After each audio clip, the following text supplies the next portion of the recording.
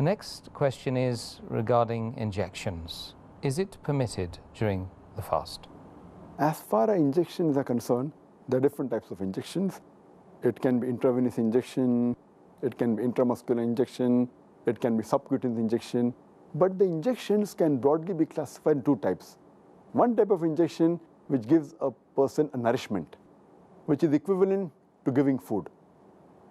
For example, if you take an intravenous glucose, the people who have excessive dehydration, etc., and cannot take food by the mouth. So normally the medical treatment is giving intravenous glucose. This is sort of nourishment. It is equivalent to giving food. This will break the fast. But if it's not a nourishment, if it's only a medical treatment like insulin, it can be subcutaneously, or it is penicillin, all these medical treatments which are not nourishment to the body, are not somewhat like food, these can be given during the daytime and the fast will not break. Though there are some scholars who say that it's makruh or discouraged, it's preferable if it's taken after the sunset. But the right ruling is that it does not break the fast because it's not any sort of food.